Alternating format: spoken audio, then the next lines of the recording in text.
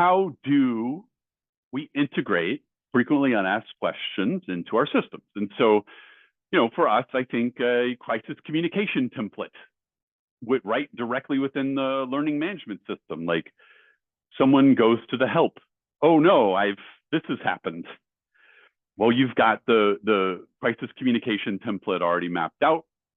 You put in their employer's name, their manager's name, and it just writes them an email that explains it and presents the circumstance and makes a clear request. And this is where, this isn't Garrett here. Label frequently unasked questions driven content so it can live in an adaptive layer within information ecosystems. I have a hunch of what that, I love sci-fi, so I think I know what that means, but I just hope it actually means something to my audience. Yes, frequently unasked questions are transition enablement infrastructure. That is what I'm suggesting. I'm a marketer, though, as I've said, and I love it. I really enjoy the space that I work in. I love the people I work with. I love my clients, and I know we have to stay nimble right now, right? Everything's changing. Everything's changing. It's changing faster than I think anyone expected. Certainly myself. So, but it's changing fast, and I think we do need to think about how we're organizing our information. That it can't necessarily be static in really any way.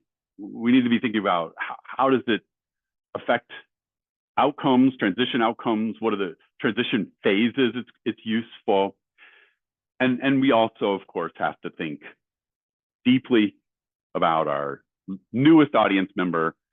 Yeah, of course.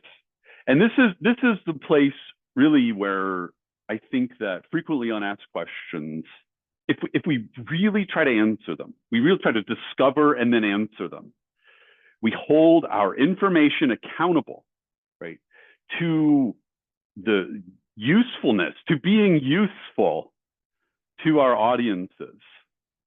We're also going to be serving the ease with which they're able to solve problems in AI. We're going to be suggesting to LLMs, especially if you have data behind it, that, gosh, if you're thinking about signing up for college as mid-career, you need to be prepared to have renegotiation conversations with your partner, with your boss, with your colleagues at work, with your parents who might be helping support with the children, right? With their grandchildren. I don't know that LLMs can predict into that place yet. And if we are giving them the data to not just predict into these spaces, but be able to say, hey, look, successful students are 25%, I'm making this number up, but are 25% more likely to have discuss responsibilities prior to signing up, right?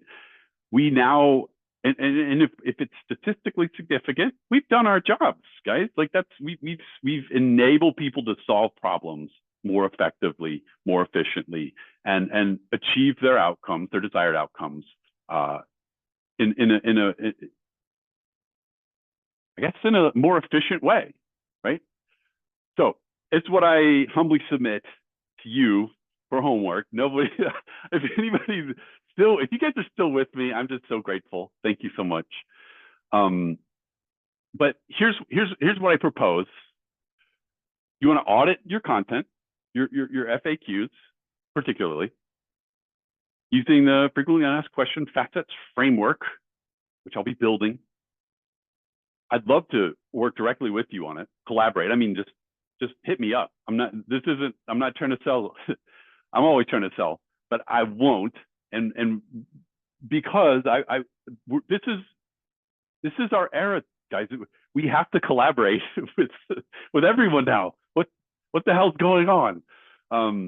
So you're going to audit your content, right?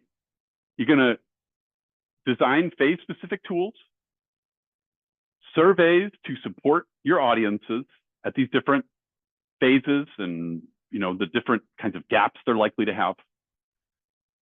And then this line, I don't know, maybe it's more impactful when I wrote it. It felt so nice, but so that we can peer more effectively into the unknown.